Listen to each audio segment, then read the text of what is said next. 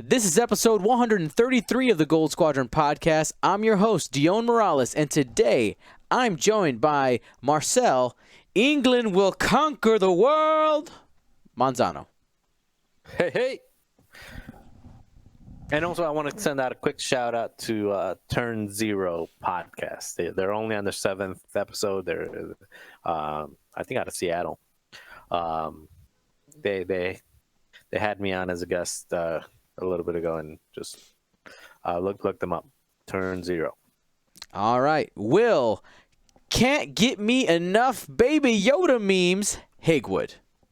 Oh man, what adorable thing is he going to do this week? And Ryan doesn't give his cat salami, Staniszewski. It's all about the turkey. It's more healthy, and it's Thanksgiving. There we go. Wait, before we move off into like serious X-Wing stuff. Okay. already. Okay.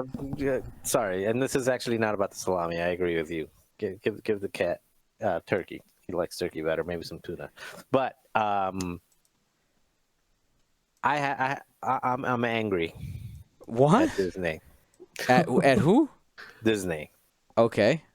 At Star Wars. You're angry at Star Wars? Why? Yes. Uh-oh. Because there is no good official Baby Yoda merchandise. Oh, dude, it has to be coming. Now wait. No, my wife. It was my at wife, Walmart. It was at Walmart for about 2 hours. They listed it on Walmart.com. A plush doll. By the way, spoiler alert, everyone. Block out. Put it like a timestamp for like 10 seconds or 30 seconds. All right, spoiler for until I don't know. Can you wait to the Mandalorian section? No, this will be 2 seconds. It just had the Imperial sign around it, in the carry-on. Like the carry-on had the Imperial sign around the Baby Yoda, and then they took it down after 2 hours because it was not available until May 24, 2020. Okay. or for people who collect the Funko Pops, they have showed off not only a standard size Baby Yoda Funko Pop, but a 10-inch tall Baby Yoda Funko Pop. So almost life size. Ooh. But you can't hug those. They're not plush dolls. They're not like. He wants something he squishy. can snuggle. Yeah. I get it. All right. Can I move on? Content. Yeah. All right. So, a couple of announcements. First thing, if you're watching the video, if you're not, I'm sorry, but you can find links in the description. We got new merch. I'm wearing one of the many options. I got a bunch of samples here, so I'll just kind of. This one reminds me of Ryan and Will. I know they'll probably like this one. Okay, so I'm holding up a Separatist, some cool Separatist merch. I'm wearing General Grievous, available in multiple colors, by the way.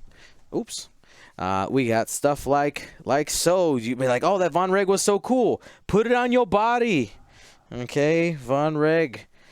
Maybe you want to represent the Republic. There you go. Or if you were a big fan of our Ink series, I got stuff like that for you. Okay, all kinds of stuff. I didn't buy it all, but these are all samples that I ordered, and they came out really nice. And we're announcing new merch. Oh, also the hat on my head. Okay, so if you want to check out the new merch, the shop is on our goldsquadronpodcast.com website.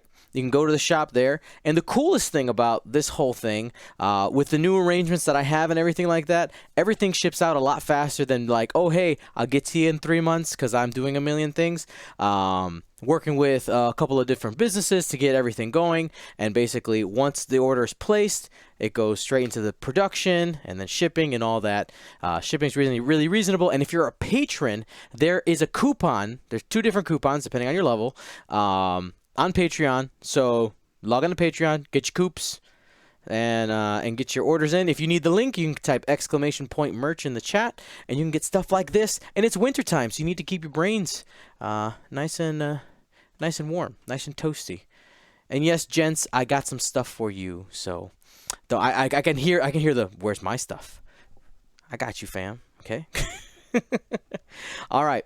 Another thing, something new that we're going to start doing is a weekly meme review. Okay? X-Wing meme review. I feel that the X-Wing community has been going real strong with the memery. I feel like that has become a column, a pillar of our community, having some fun with that. So if you go to our Discord, there is a X-Wing, there's a meme review channel. You could throw your X-Wing memes or Star Wars related memes. Keep it clean. You can, edgy is okay, but keep it clean. And we'll have some fun with that once a week, once every couple weeks. Should be pretty good. Yeah, let's jump into our first topic here right away. So FFG replied to a bunch of questions that were given to the X-Wing 2.0 Discord. If you're not familiar with that, that's something that exists. We can put the link in the description. But some of the questions I found really interesting, and what I want to do, guys, is talk about some of the answers that were given. I want to discuss and extrapolate what we think can kind of come from this information, what might be some of the repercussions in the future, and so on. So one of the first questions put forth was talking about the fact that the hyperspace format is going to be basically exclusively only for the System Open series, which we're going to talk about a little bit later.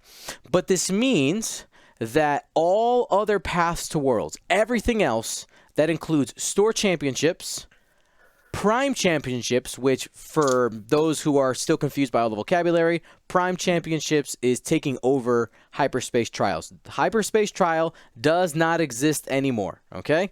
Take the vocabulary out of your mind. It's gone. Prime Championships are your regional type place. And then, of course, the Grand Championship and any other Worlds path that is not the System Open is going to be extended.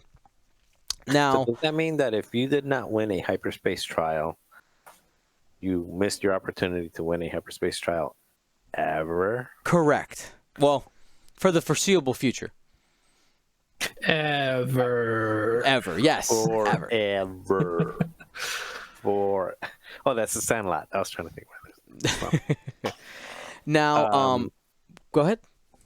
So, I know you've got a lot of questions there, but I did not see it, and I did not read through the full thing. So, quick question there: is the hyperspace still following the same format, and is there going to be have they talked about? Is it always going to be the same format where it's just ships released 2.0 versus 1.0, or have they talked about actually going and saying like, okay, the Vader is not hyperspace legal anymore, and actually taking away things, or saying if you want to play hyperspace, these are like the parameters that you have to have. You have to have a, like they did for the Coruscant 2 years back, like you have to have Leia as your crew, or you have to have this. Have they gone into that?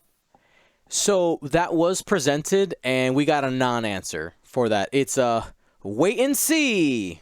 Was the answer that we got. We don't know. Basically, the person who is answering the questions is not sure and isn't in charge of doing that. So all these answers, by the way, all this information is directly from the marketing manager of Fantasy Flight Games, okay? If you guys want my source here. Now, something else that I find really interesting is that one of the questions coming up is probably like, why? Why is it that we've basically decided that extended is the main format of the game, and hyperspace is going to be kind of this side other way to get this done? Well, FFG is planning on answering that question directly. Apparently there's planned an article by Alex Watkins, that is the director for organized play, for all organized play of FFG, and he's supposed to put out some type of article specifically talking about X-Wing and why we're going the way we're going. I honestly think it's a pretty interesting choice, and this is what I wanted to talk about with you guys is, by the way, thanks Marcel for using that Twitch Prime. I'm just trying to Um, make sure I get one of them hats. That's right. Now, my question here is, I've always felt, especially within the last 2 seasons, that like Worlds obviously is the biggest tournament, but I felt like the System Opens were the most like special, if that makes sense. And like I'm curious, what are your guys' thoughts with making the System Opens hyperspace and basically looking at it in a different light versus everything else? Like, what do you think maybe the reason it is? Your thoughts. What do you think, Will? My only thinking is that maybe is it something to do with them that they're at a convention or something, that like you're trying to draw on a wider audience, so that's actually where you want to have maybe a more limited or accessible pool. That's a thought. That's a thought. I just don't know. I mean, but I guess the devil advocate on that is that it might just be all the like real diehards going to conventions just to play X-Wing. Mm-hmm. So we probably actually do have all the ships. I'm just not sure where. Do people go to System Opens as like their first event? I've found that there's quite a few people that go to System Opens as the first, if they're going to like a major event. Like traveling. Yeah. Traveling, going out of state, going to an event. Yeah. So maybe that's the reason. Adepticon was my first event outside of like a store champ. What do you think, Ryan? I mean, it might just be switching things around for the sake of doing it, just as a testing ground, right? Mm-hmm. I think there was a lot of feedback from the community that said, my most common thing I can get to is a trial. That's the most accessible thing to me. That's the regional level. Yeah, the regional level. And their mindset was, well, maybe I want to fly the ships I want to fly. I don't want to feel limited for the most accessible thing I can go to. Which people have had always the counter argument of, you want the most accessible thing available to the most wider audience, and the wider audience is going to be able to get the necessary ships and feel as competitive in the extended format. But if we look at hyperspace, a lot of hyperspace lists, even in the factions that have a difference in what they can bring, are still working in extended anyway. So I think it might be a case of trying this out, seeing if this split works. You're not going to make everyone happy, but you might make more people happy. Maybe. I think one kind of I think by choosing to make this type, like only System Opens are now hyperspace format, I think it's a really clean way to make it work. It's basically, you can say everything is extended except for the System Open series. I think it makes it really clean, and I am so glad, and we're going to talk more about the System Open here in a little bit. It's one of our other main topics, but they've gotten rid of the hyperspace qualifier language and also the hyperspace jump language. Like that, those things don't exist either. They got new names. We'll talk about them more later. But yeah, I think it cleans it up, and I think it's important to make sure that you know this. And again, everything else is going to be extended, which, Ryan, actually, I really like your point. Maybe it's the fact that for the wider audience, you get to fly what you want unless you're going to the System Open. You know that it's going to be this format that hopefully becomes curated, which, like Marcel pointed out, we don't. We want more information on how that's going to happen. Like the decisions are going to be made for that. Yeah, I do agree that Marcel had mentioned, I do want hyperspace to be a real difference from extended, right, as a format.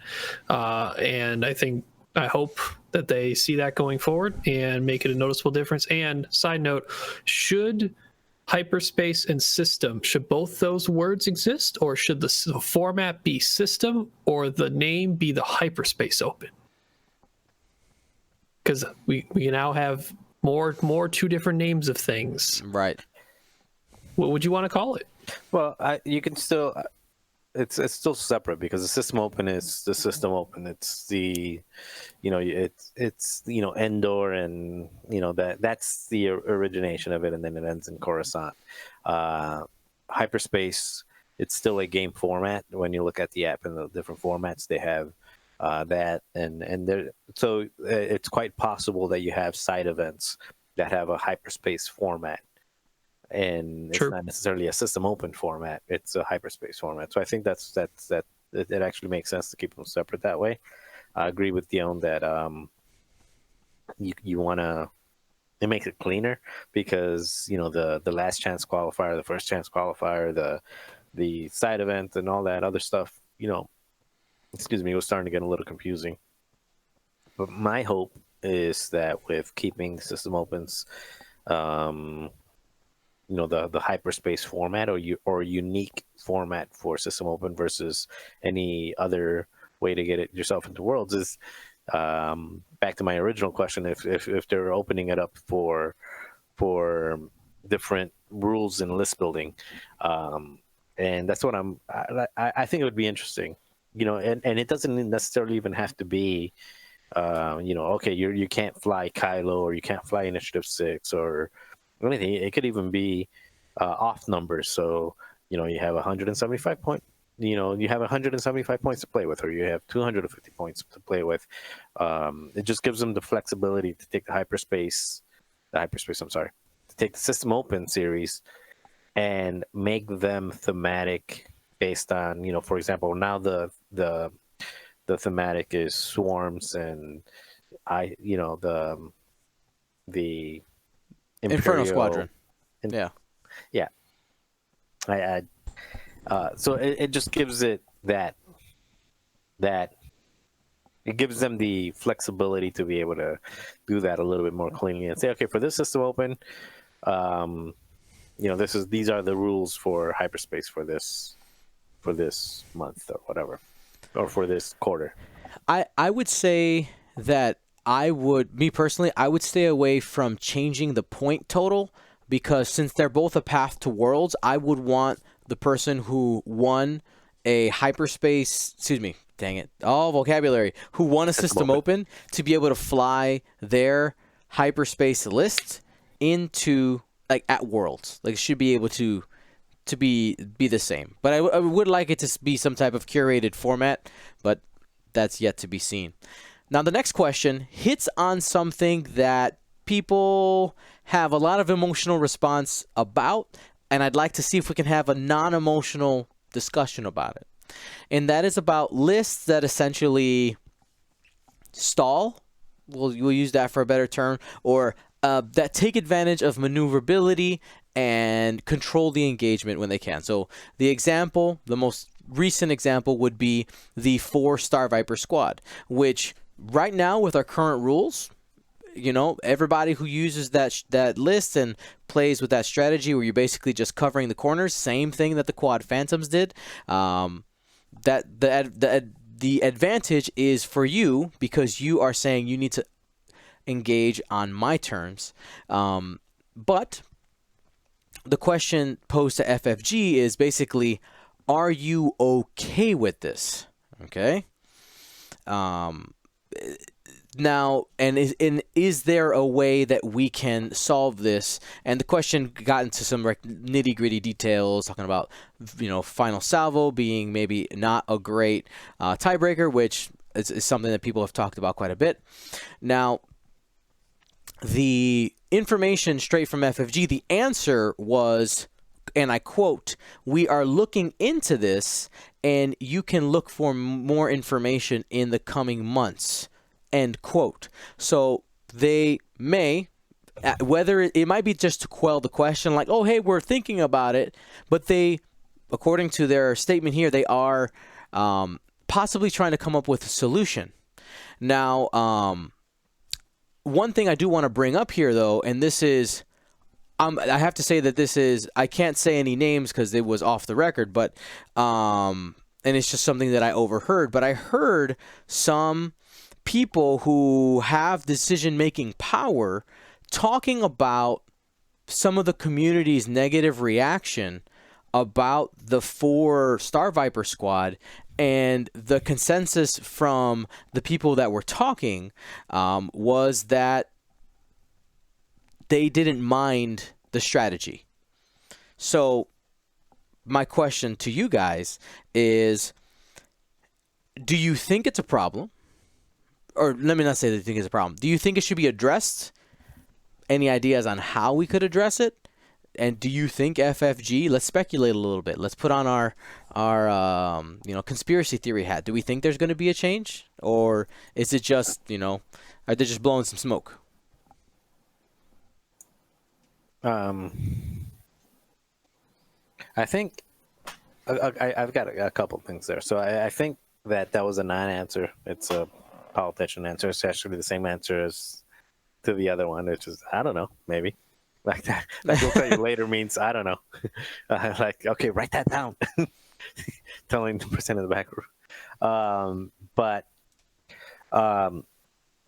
couple things. One of them is the reality is this: the Star Viper player that the whole, all the hate around that stalling list. One of the things that we have to take into consideration that I think most people are ignoring is if and again, there's players out there, and I think the four of us are part of that group. There's players out there that have a bigger platform and a bigger megaphone than other people, and Right. Duncan Howard is also one of those. So if Duncan Howard, who is, and in my opinion, I've said many times that I think he's the best or one of the best players in the world. If somebody like that says, okay, this is a bad tactic, it tends to have a lot of groupthink and a lot of like, yeah. But if it was somebody that was their first time at Worlds and a virtually unknown and showed up and lost, and would that have been as big of an issue? It would have been like, oh, it's so cool that 4-star Vipers made it that far, and it would have been an issue. It may not have been as big of an issue. It would not have been on every website, and it wouldn't have been blown up as big as it is. Right. Facts, and that's just true. It's just you have a bigger megaphone, and if Duncan Howard says it's bad, and then the crates say it's bad, it carries a lot of weight. So that's one side of it. Okay, so that's one element of it, and the other element of it is that regardless of who called attention to that type of tactic originally, doesn't make it not true. It's just like I said, it just gets blown up a little bit more than had somebody else called it out first. So yeah, they need to look into it, but I don't think the issue is with the quote unquote stall tactics. I think the issue is more with the tiebreaker. Okay. So the tiebreaker is what makes that a valid strategy for that player. Absolutely. If the tiebreaker was different, then there is a definitive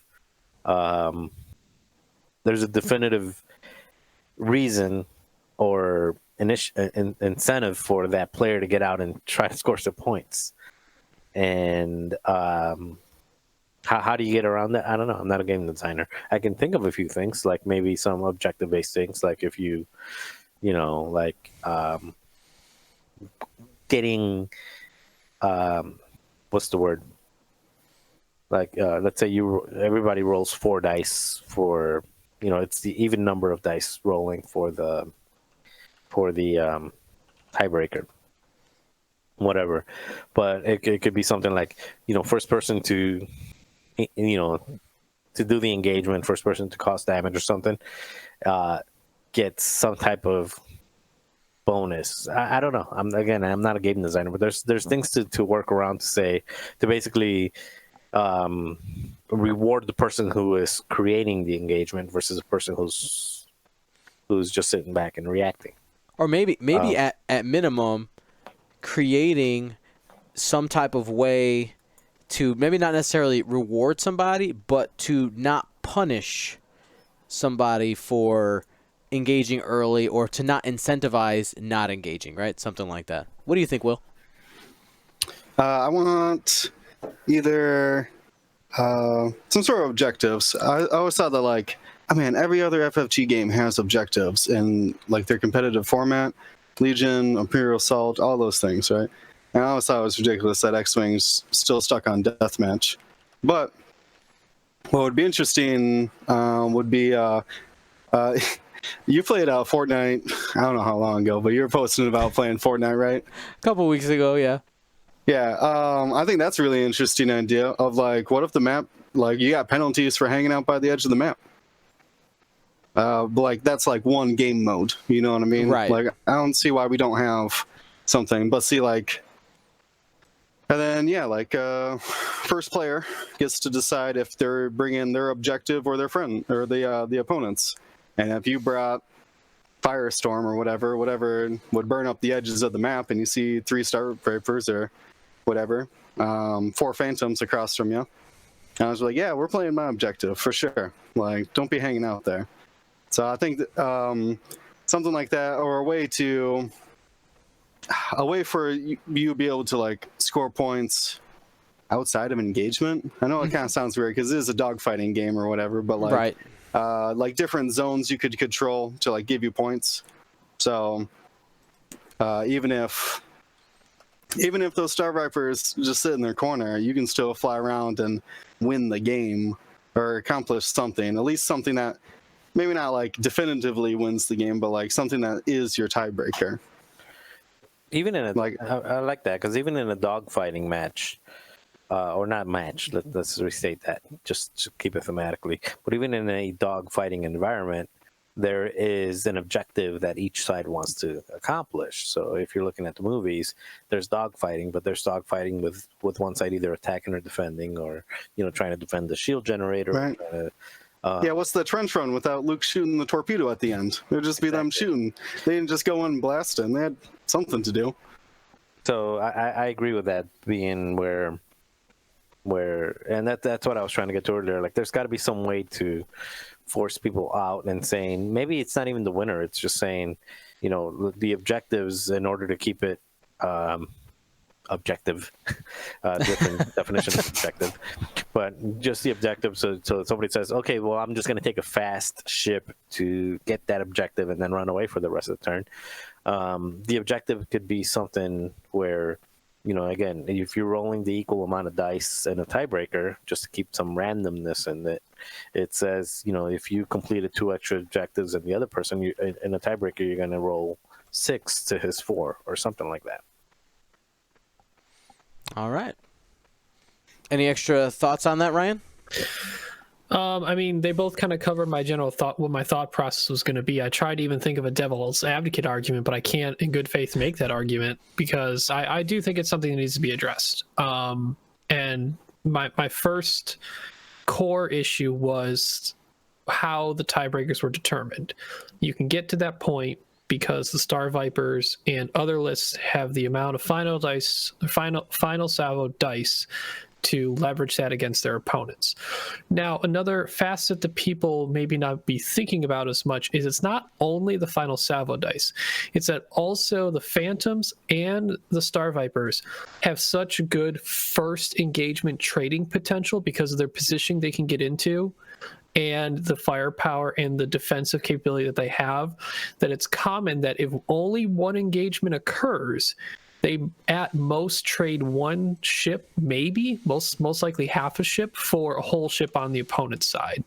So a lot of times you could see these lists take it down to threaten final salvo, but really they're just threatening a short engagement or 1 or 2 engagements worth in a game, counting on the fact that their opponent is going to have to trade with them at some point, and it's not going to be in their favor.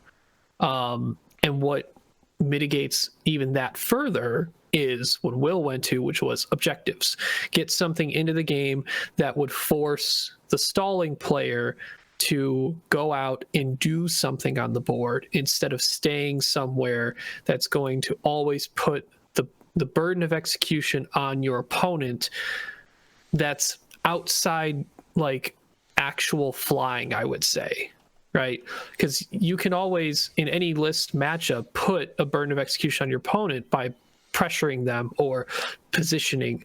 But not in a strategical flying manner. It's just staying in a corner, which is sure there's strategy or tactic, but it's not one that's really meant to be done in this game, I think. All right. I love all the points. It's so good. Next point, or next question that was stated. So I'm going to read this one verbatim, just so that it was. Oh wait, sorry. This is a different one. I almost skipped ahead. So the next question was: right now, FFG has a lot of different ways that they communicate to the community, and the issue, not the issue, but the thing in question to FFG was, you guys give different different tidbits of information depending on where you're looking. Basically someone, in order to have all the information, needs to be connected to all these different platforms in different ways in order to have it all for yourself, in order to have all that. So like right now we have the FFG Live Twitch, we have the FFG OP Twitter, or the FFG OP Facebook. There is now the Discord channel where FFG is starting to get active. We have the rules reference, we have the official rules, and then the official rules thread, which is on the forums. So it's a lot of different places. Do you guys plan on consolidating? And essentially the answer was no, which I would say as content creators, we're okay with that, because our job is to be like, hey guys, here's all the stuff. But also it creates a unique experience depending on what platforms you prefer. And if you don't want to go looking for all that, we got your back. We'll bring you as many things as we think are important, because sometimes you don't want to trudge through it. We got you. Yeah, that's it. As of right now, no plans to consolidate any of that. Next question. This is the one I'll read verbatim, similar to something that we've already spoken about, but it was: will regionals, formerly known as hyperspace trials, continue to be the hyperspace format? No, it is not. It will be extended. The regional thing, like we talked about earlier, will be extended forever and ever. Now, the next one is something that most X-Wing players noticed right away, and was, are we going to figure out some way to denote whether or not a ship can have a dark side or a light side force upgrade?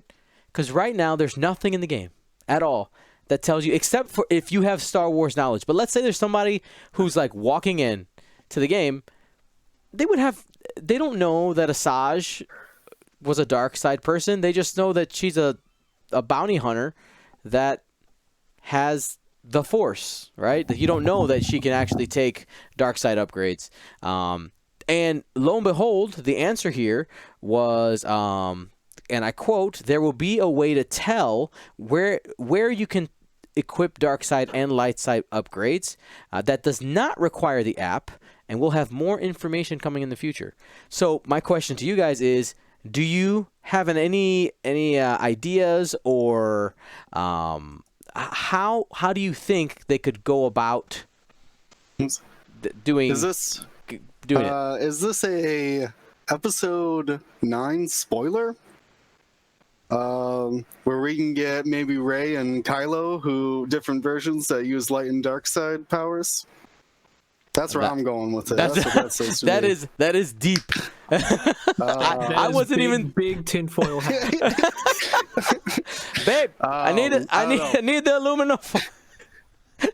Going wild theory on it, but yeah, I mean, I assume that there'd be someone in the future who's like, hey, even though you're good side, you can still use dark side.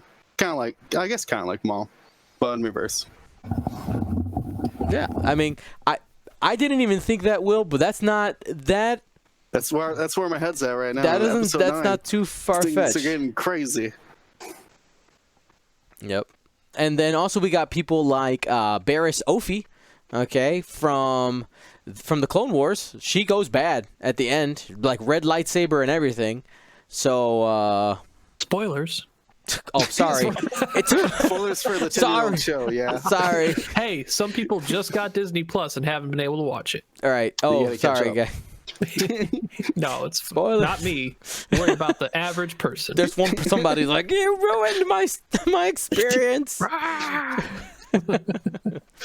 So that was the last of the questions that I thought. There were other ones in there, but there was a lot of non-answers and ones that I didn't think they were super important. But some good stuff there. Let's talk about the System Open. So this upcoming weekend, Friday and Saturday, that is December 6th and 7th, we have the Philadelphia System Open. It is the first System Open in the upcoming series.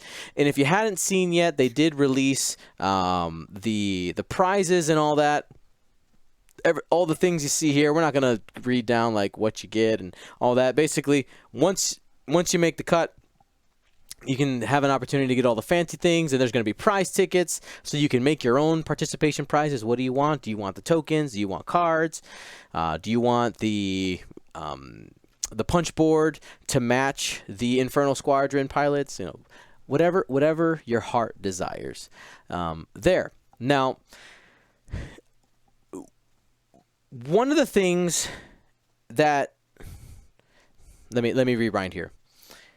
Because it is the hyperspace format,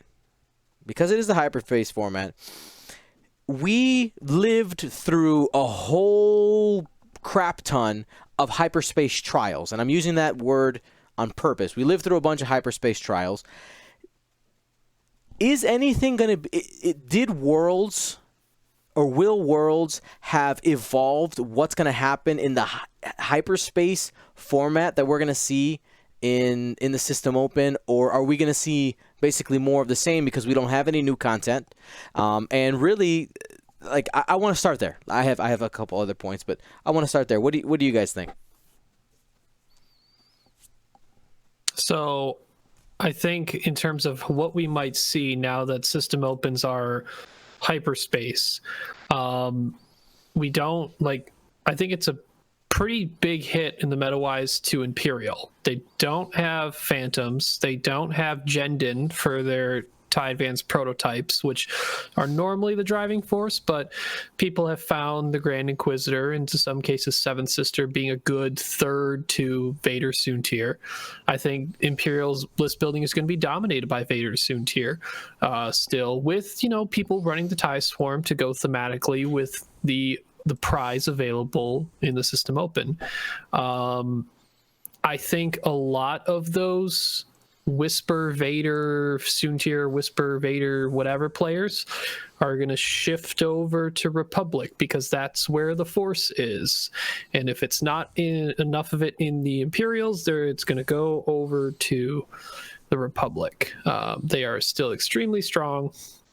They do have a way to deal with TIE Swarm just because they can regen and go and punch really hard and get out.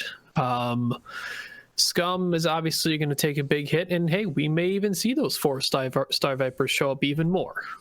Because that is a hyperspace legal list. Yep. May see some people dive a little bit back more into Boba Fett. That was pretty successful at Worlds too. There were at least 2 of them in the top 32, one of them top 16 or top 8. Yeah, there was a couple European players that were on it. I believe there was one out of France and one out of the Netherlands, if I'm remembering correctly. Mm-hmm. But yeah, very popular list there. Two ships. Yeah, and you never know. We might see more people pick up Kalen Wong's It's the Resistance. Will it be spreading throughout the galaxy around all the System Opens? Maybe. Well, at least for for now, because we're going to hit this in a little bit. But assuming that the hyperspace format is going to stay the same, which is just the new content coming up soon, I'm assuming before probably the next System Open, we're going to get some new stuff, right? We're going to get Von Reg and we're going to get the Fireball. I think those are the only 2 new ships. And plus anything that's getting re-released or not re-released. I don't know. Is the Reaper hyperspace legal currently? I don't think it is. Yes. It is? It is already? Okay. So whatever other things that they're re-releasing, I think it's the Defender is one of them. Mm-hmm. The Interceptor.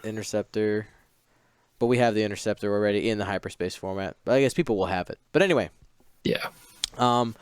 Will or Marcel, like, what do you think we're gonna see? Pick a faction. Faction for System Open. Yeah.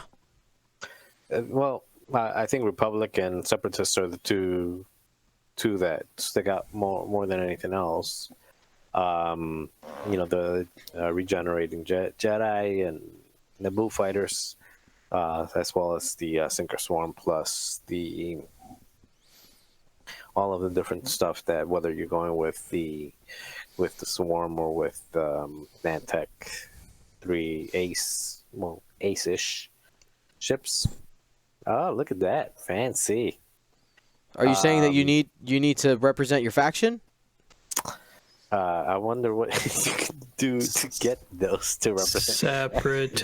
Separatist. Merch. So I think those two will definitely still be under.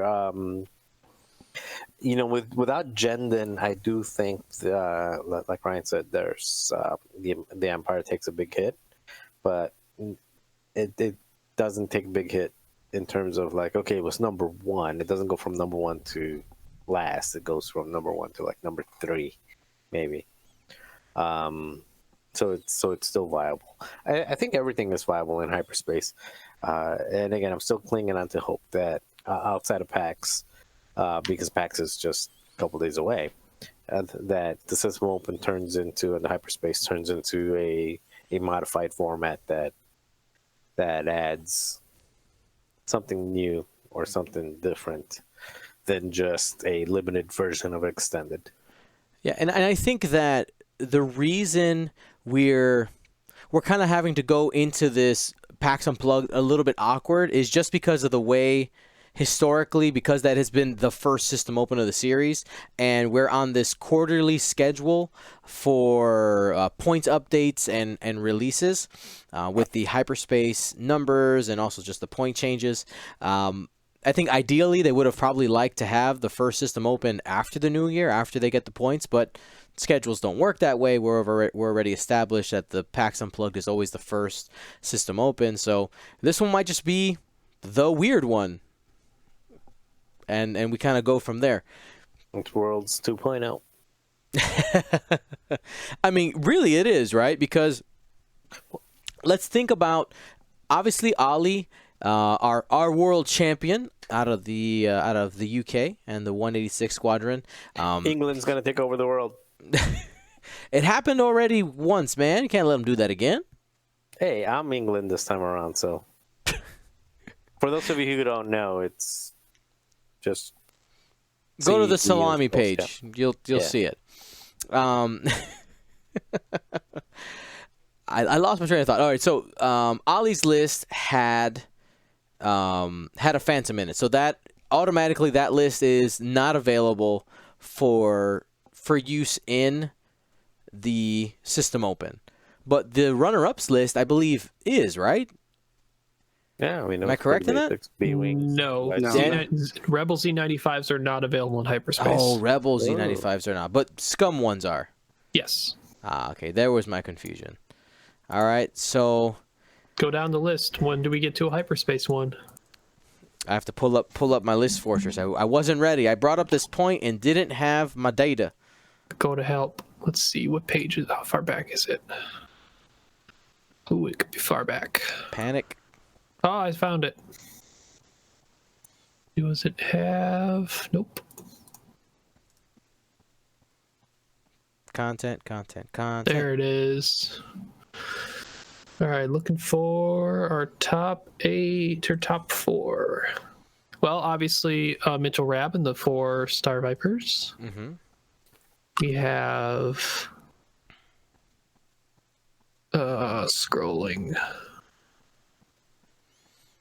Nope, that one's not legal. The Scum Torkel Muck Squad. Because it's Cartel Marauders and Torkel are not hyperspace legal. Mm-hmm. And then we go into the top 8, which we know we've had, like, it's the Resistance list and many others available. So, I mean, it's there. But, like you said, the top 2 lists from Worlds are technically extended only. Cool. I just think it's something interesting. So if you want to look at what are some possible lists that you could maybe fly, look at the world stuff, see maybe there's some modifications that could be made to lists in order to make them hyperspace legal. I mean, for instance, let's look at Ollie's list. Obviously, Whisper is a huge part of that list.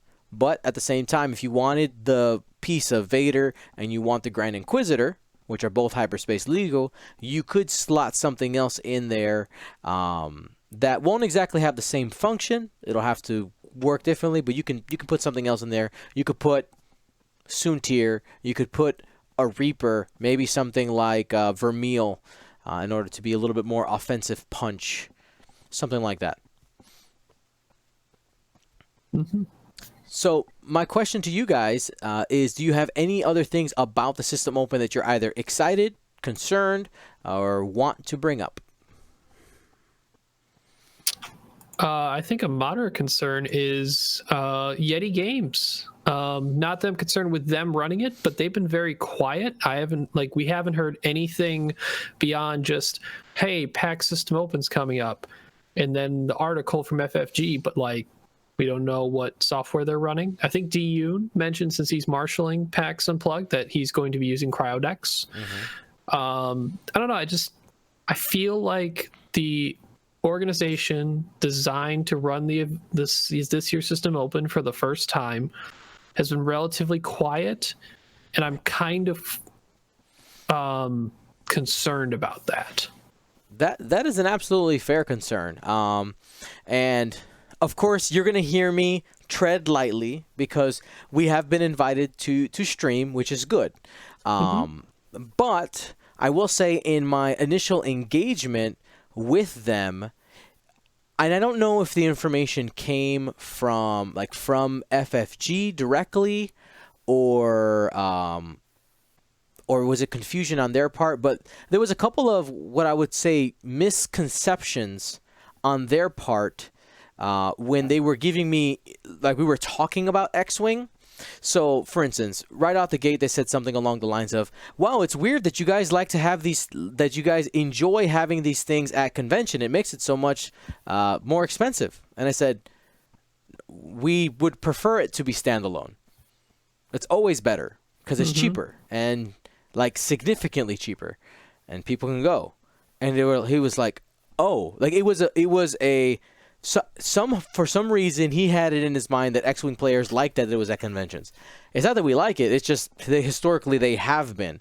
And honestly, I would say the one that gets, quote unquote, gets away with it the most is Adepticon, because it has historically been one of the biggest System Opens in the United States. But that's because the convention itself draws quite a few people, and its central location to the United States gets you a bunch of players from the Midwest, which has a really big player base all in one. And of course, it's Chicago. It's cheap to get to, so you even have international players that it's a really easy hub for them to get in and out of. And it's not $75 for a 3-day pass. It's right. $25 or $30 usually for a 3-day pass. Yeah. So it's a very reasonable con pass, for a con.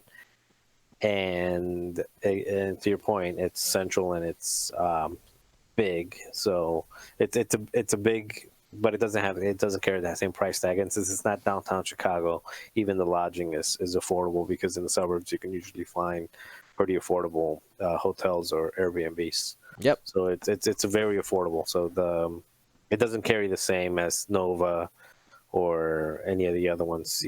Even Philly, I just signed up for that one earlier this week, and it was $75 plus an extra $30 for the ticket. It was like $100 and something just to play. Right. So, yeah, it's. I'd rather just go and play the 25, 30, or even 50 if you want to mark it up to 50. But I don't have to pay a compass to a venue that I'm not going to check out, because I'm going to spend 7 rounds playing X-Wing. Right, exactly. And I think that this first, I think that PAX Unplugged is going to be a learning experience for Yeti Games because it doesn't seem like they have had any experience or very limited experience with X-Wing specifically.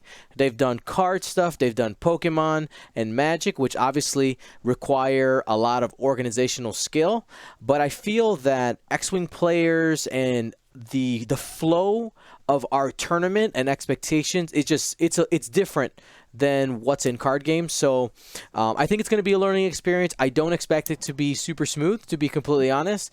And if it is, let's be pleasantly surprised and give them a thumbs up. But from what I've seen, they are open to feedback, and I'm going to be there on the ground floor, and I'll let you guys know after and during how are things going.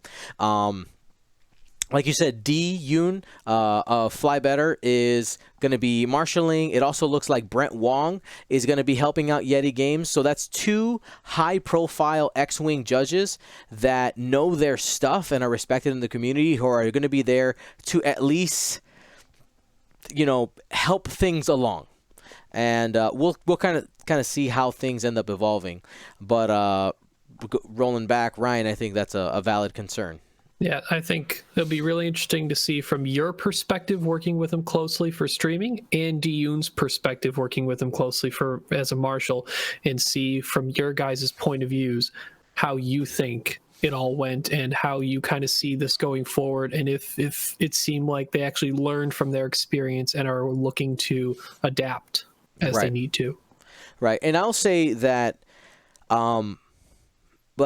I don't know the interworkings of why Cascade isn't running it, and now we're at Yeti Games, whether it's a money thing. But I felt that over the last 3 years, Cascade had really learned a lot, and they were starting to streamline and get better and better, and we're kind of hitting the reset button. But I know that the last couple system opens ran really, really smoothly here in the U.S., and the players who were at those events are going. You cannot avoid being compared to it wasn't like this last year. So I think that there is, there's going to be some expectations there, and we'll see how it rolls. Now, another thing about System Opens, I actually had a couple people reach out to me and said, Dion, are you guys going to do the Gold Squadron pizza party again at Adepticon? Probably. I'm still working on the details, okay? But yeah, we're gonna do something. It's our hometown. We gotta hook you guys up. We'll do something there. But yeah, let's roll back to Philly. Will, you got anything about Philly that you're concerned, wonder, think, anything at all?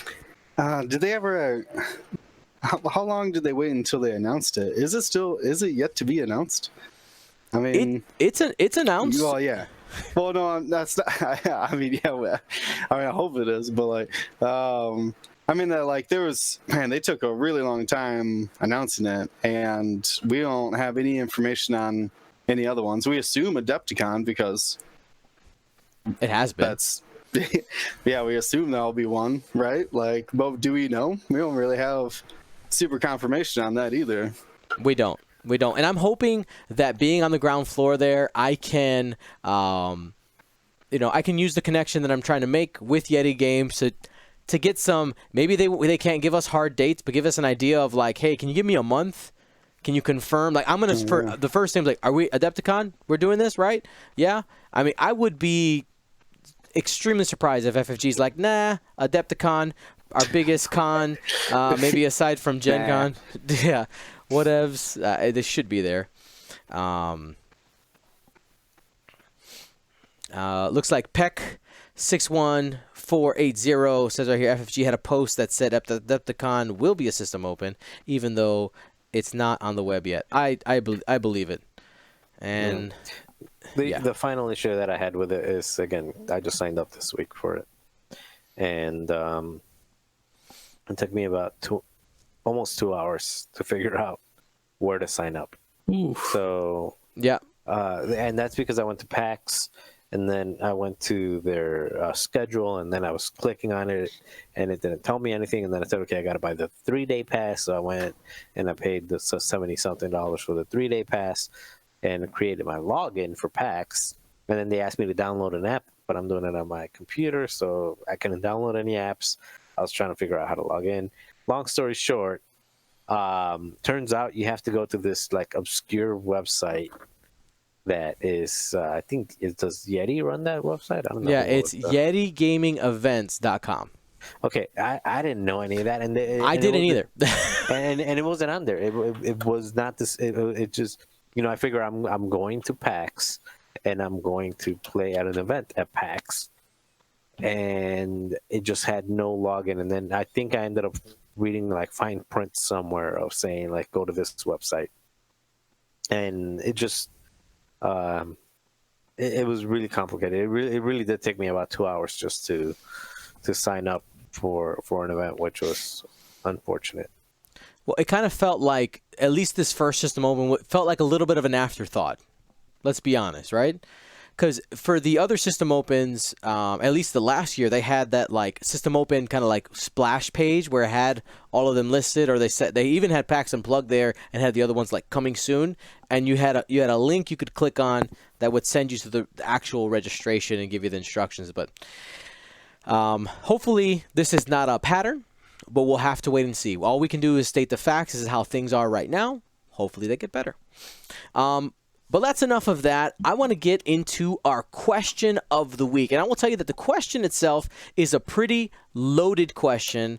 And I'm going to address a couple parts of it. And I'm sorry I can't do the whole thing. So this is from Lou the Lunatic, who is actually in the chat right now. So hello. And let me remind you guys, we do record these live on Twitch. Of course, there's some of you who are driving your car. Hello, good morning, good evening, and good night. Make sure you're awake if you're driving, okay? No good night. And this says, this question is for Dion or anybody else at the helm of the X-Wing streams. They're looking to get started with streaming. And the basic question is, what do we need to get started? Also, does someone need to be at the computer 24/7 to stream our game nights? So he did put in parentheses, besides a camera and a mic. So a couple of just quick pro tips, because I could talk about streaming for hours. I have literally dedicated now years to figuring out streaming and testing a bunch of things. So you actually might not need a microphone. You could get the audio from your camera if you have a way to, it's called a capture card, to get your video in. And if your capture card does audio, you could use the microphone right off of your camera in order to get the audio in. No, you do not need somebody sitting at the computer the whole time if you're just doing like a game night and all you want is a picture. Now, I will say some people, like that's all they want to do. They just want to make sure that they get a picture out. I will tell you, like, you don't necessarily have to waste money, and I'm literally saying waste money on like a separate camera and capture card and a computer and have to carry all that around. If all you're doing is intending to go to like Twitch or YouTube and just have a picture of the map. Like, cell phone cameras are so good right now. They're so good. If your store has Wi-Fi and you can get just this plugged into power, you put this on a standard tripod, you put a cell phone on a standard tripod with a phone mount, you put it high up and you point it at the map and you go from there. That is my very first suggestion for anybody who just wants to do League Night. Don't worry about getting all this equipment. Like the jump from going like a simple picture to like a simple picture with commentary is actually can be a significant chunk of change. So if you don't have like a dedicated budget for it, I would say don't worry about it. I am in the process of already writing some videos on like how to stream X-Wing and give you guys examples. But because I am such a perfectionist about the stuff, it's taking a really long time for me to finish those scripts. So eventually I'll have some more concrete information with pictures and diagrams and all this stuff for you guys. I just don't have that yet, but we want to cut that nice and short. Next one.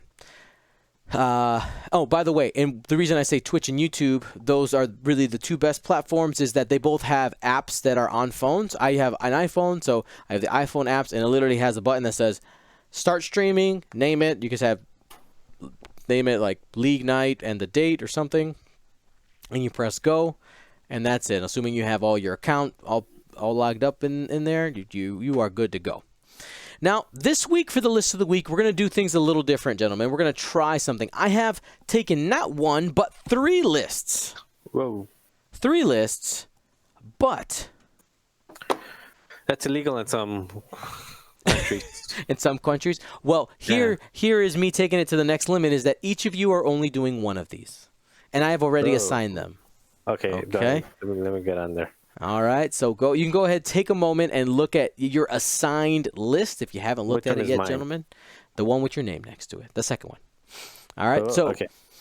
if you want to participate in our list of the week segments, you guys can post your list on our Discord. You can type !Discord or click the link in the description in order to access our Discord. We got lots of channels in there with all types of discussion, specific faction rooms, all the way to Mandalorian and episode 9 spoilers, and you don't have to enter those rooms if you don't want to, and all kinds of other things in there. The Paintcast has awesome galleries, you can look in there, other submission things like our question of the week. But this is a format I wanted to try, guys, so that we can get more people, because we get a bunch of lists every week. It's like, this is kind of weird only doing one, so this is a way for us to get multiple of them. Okay, so Mega Silver, thank you so much for the sub. Let's go ahead and jump into our first list here. Ryan, you're up first. Okay, so this is a list that is brought to us by Intoxicated Alf. This is a separatist list, and it contains General Grievous in the Belba Lab. And this is, by the way, a hyperspace legal list, so we could possibly see this at the System Open. General Grievous, like my shirt, with Impervium plating, the Kraken comm relay, and... Sorry, not comm relay. Tactical relay is the name of the upgrade. So Impervium plating, Kraken, and the Solus 1 title. There are 2 Bactoid prototypes. That's the Hyena class bomber with passive sensors and landing struts. One of them has concussion missiles. One of them has diamond boron missiles, and 3 Trade Federation drones with the grappling struts, setting you at 200 points. What are your thoughts, Ryan? So while this isn't something I've put or tested out before in terms of like a Belba Lab, a couple hyenas, and 3-ish vultures, I don't see much I think needs to change. I think it's a solid build. I've seen the Bactoid prototype combination of one of them carrying diamond boron and one of them carrying concussion working out. A variation type of this list was seen at Gen Con that made top cut, but it didn't have any Belba Lab or any tactical relay. It had like 5 vultures and 2 bombers, one of them being a Bactoid and one of them being a Techno Union, and just hammering on the probe droids to get the target locks. But these guys are utilizing passive sensors. Kraken to get those early calculates. I think it's definitely worth going for and trying. If I were to suggest a variation, I would say it may be worth switching Grievous to Watt, putting Crack Shot on him, keeping almost everything the same except changing one of the vultures from a regular Trade Federation drone to DFS 311, a more flexible calculate you can move around. Watt gets a little more benefit, I think, from his ability with the tactical relay. Grievous to me has never really been the one that I've seen maximum usage carrying a tactical relay, because he wants to be a flanker, something coming around a wide edge, especially at a lower initiative that he is. He can't be, on a turn where he is trying to flank, but if there's higher initiative ships, they can just turn at him and they could joust him if they even wanted to, even if it's an ace, and they could still take the brunt of Grievous because he's more threatening on a wider angle. So you switch it to Watt, add Kraken. Watt still has rerolls utilizing from the droids, and a more flexible calculate token that you can mess around with, passing around to literally any one of the ships, including to help maximize where Watt Tambor can get his rerolls.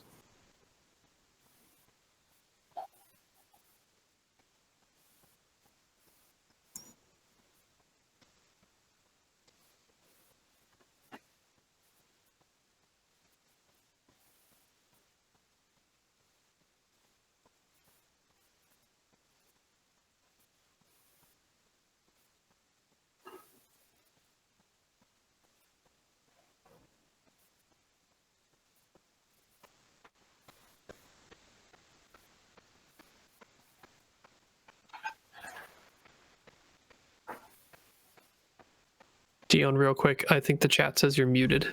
Ah, let me try that again. Sorry, guys. I had it muted because I was typing earlier. So we're going to go to Will now. All right, so this is the list. So let me go. I'll go ahead and read it. I'm so Yeah, sorry. let's go to the list. We got Lorik with a shield upgrade. That's in the Azatuk. Then we have in the A-Wing, Arvel with Intimidation and Crackshot. Then 2 U-Wings. One of them is Benthic, 2 tubes with Perceptive Copilot and the Pivot Wing. And then Heftober with Leia Organa and Pivot Wing, leaving you at 200 points. So, I like the idea of putting Lorik with these U-Wings because Lorik has a stop as well. Plus, he's got that big old arc, so you can just hang out behind him. And I think I'm going to go full beef on this one. We're getting Arvel out of there. No, not beefy enough. And I want another U-Wing. Get a Blue Squadron in there. All right, that leaves you at 205. Yeah, so we're dropping. Let's see. Let's drop Hef and the shield upgrade, and I'm gonna move Leia to Lorik because he's the one who's going to be reinforcing most of the time, anyways, and probably in the back because he's Initiative 3 versus Initiative 2's there, and. Has 1 point left over, and I think this is a pretty cheeky one, and it's putting Chopper Crew on Benthic 2 tubes. Chopper lets you, during your perform action step, you can perform your action even while stressed. You just have to take a damage or expose one of your damage cards. But on Benthic, that's not just one action, it's going to end up being 2 with that Perceptive and Benthic. And most of the time, like Benthic might not be the main target, and if he is, he could double focus as well. So he's got a couple other options there to make sure that he can get that action off, which is pretty cool. But yeah, coming in, basically using the blues as a screen, and then you got Benthic and Lorik in behind them, supporting them either with focus tokens or evade tokens or Leia. And yeah, I think that could work. I like that because they could all just sit there. You can come on in. Come to me. Very nice. And last but not least, this is a list given to us by Lou the Lunatic. Today's Lou the Lunatic episode. And this is a scum list for Marcel. And it says, I've been trying to figure out the best stress control list for scum. Here's what I have so far. I love flying the Scum Falcon, and I find Asajj is the best ship to pair it with, giving the Falcon that much needed extra die by stressing the enemy ship. And P.S. maybe Marcel can fit in an autopilot drone somewhere. So the list is Lando Calrissian in the customized 1300 with Trickshot L337 crew and Lando's Millennium Falcon title. Then Asajj in the Lancer with Ketsu and the Shadowcaster title. So that is Ketsu crew. And in the G1A, we have Forlom with Crackshot and 000, leaving you at 200 points. What do you think, Marcel? I like the list. There's a couple things that I am not a big fan of on the list, but the list, the request did come in with a specific challenge, which is how do you fit autopilot drones? So let's start with that. Just throw the autopilot drone in there, and then we'll figure out how to get the points right for it, right? So let's work backwards. So we're at 212 points with autopilot drone. Our auto-include drone, as it should have been named. All right. So and it's awesome because it gives you 2 additional shields for your main ship, plus it gives you a free coordinate at some point of the game, and it gives you a proton bomb. I mean, just for 12 points, it's bonkers. All right. So let's start thinning out the thing. So let's start off by taking off that trick shot. We don't really need it. It's not. I mean, if you need it, if it's Han Solo, but you're flying Lando 4-4, so you don't really need it. Ketsu, you don't really need Ketsu either. That gives you a 203. Yeah, Gives you 203. Now, what you do want is, I happen to believe that the best crew for all of Scum happens to be Kira. So let's throw Kira on there. Who wants Kira? Let's say eeny, meeny, miny, mo. In this particular case, let's put Kira on Lando. And the reason I want to on Lando, because Lando already gets rerolls from his ability. So he really doesn't need the target lock action.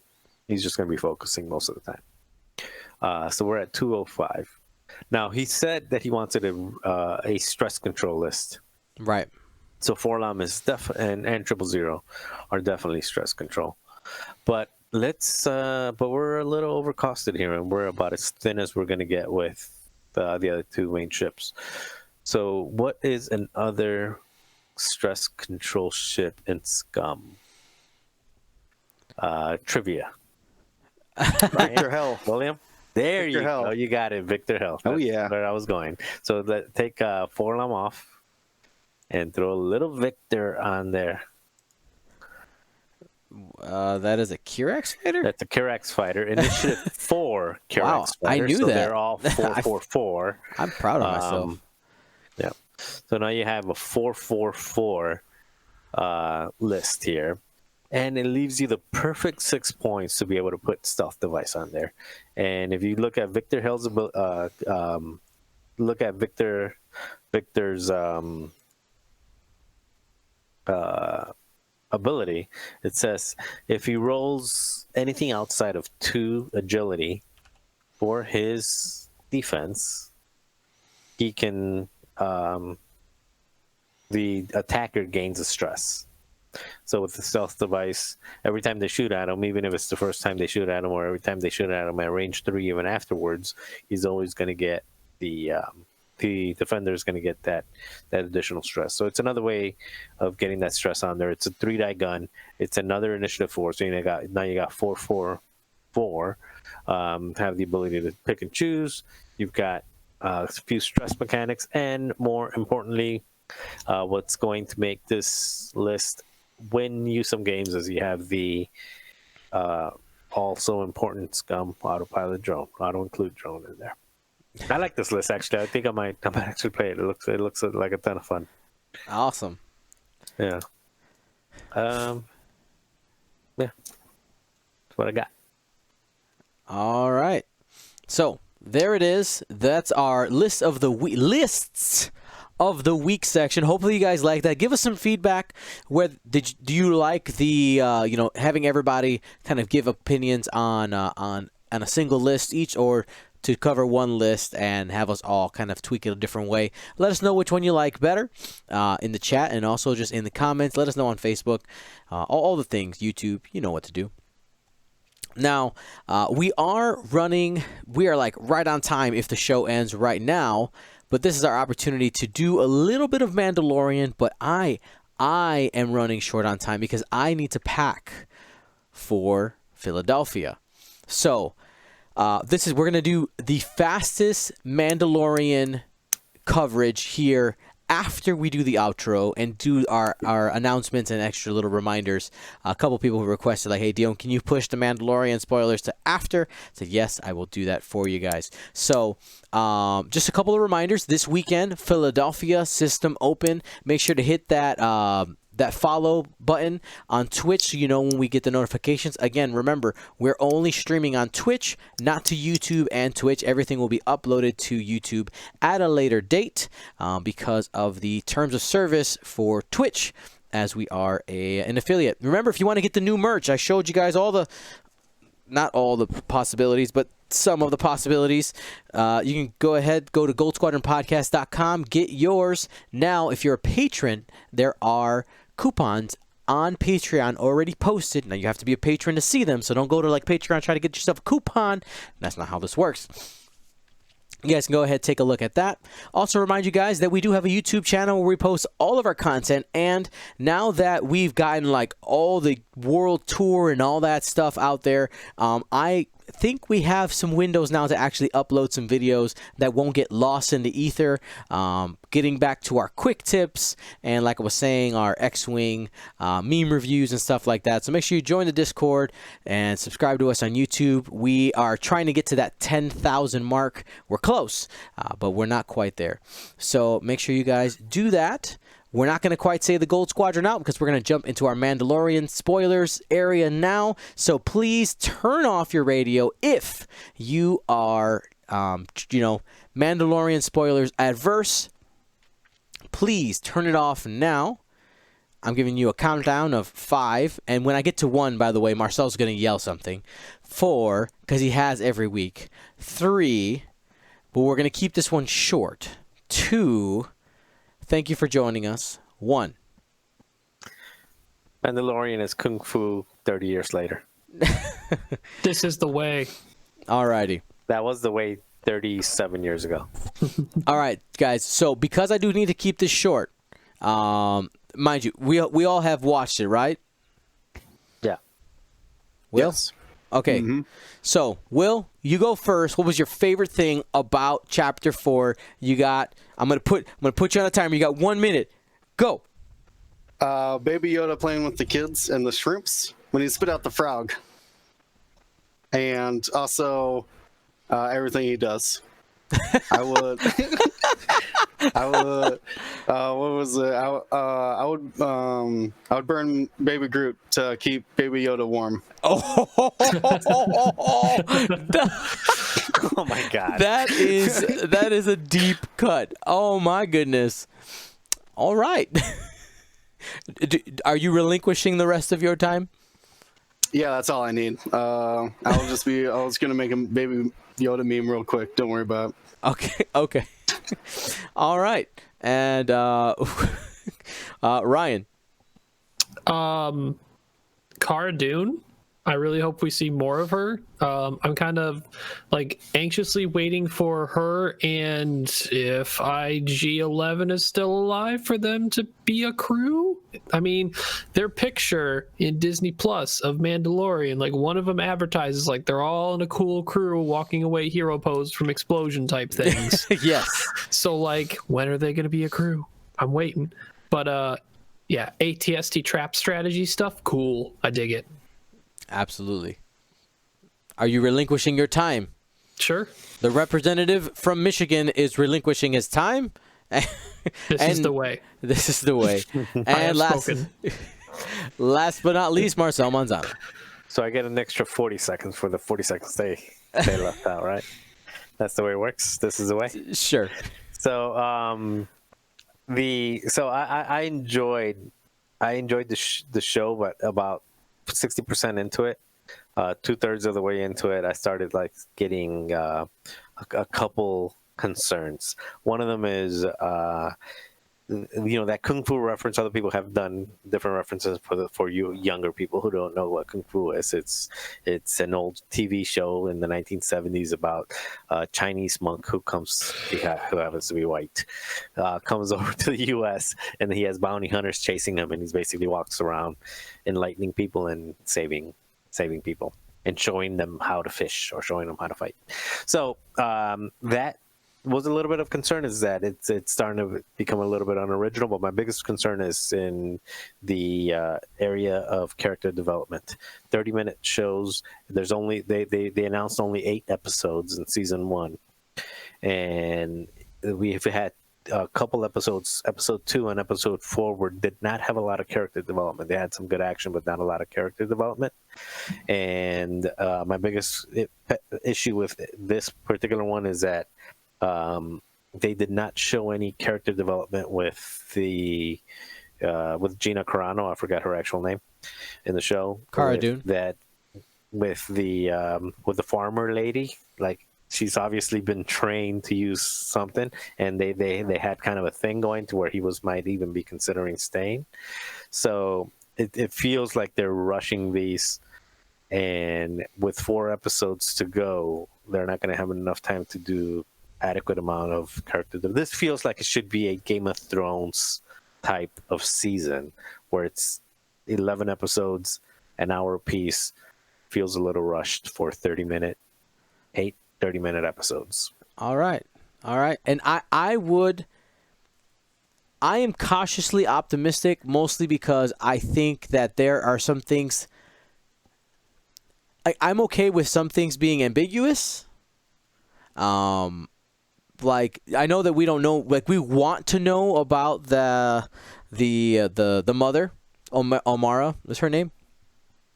Sorry, Omera, and I did a big breakdown with Krabok. If you're familiar with him on his YouTube channel, go ahead, check it out, where we talked about this for like 2 hours. And I have extensive notes on this episode, and if we had more time, I would love to get into them. But I really enjoyed the episode. I do probably have a lot of the same questions as you do, Marcel, but as of right now, I'm hoping that we either get some answers later, and I do think we're going to get more Cara Dune. She is way too cool of a character to not get it. All right, guys, we do have to cut off now because of just things and time and all. I got to get ready for PAX Unplugged. So thanks for watching, everybody. We love you so much. Make sure you guys hit the subscribe button, and we will talk to you later. Gold Squadron out.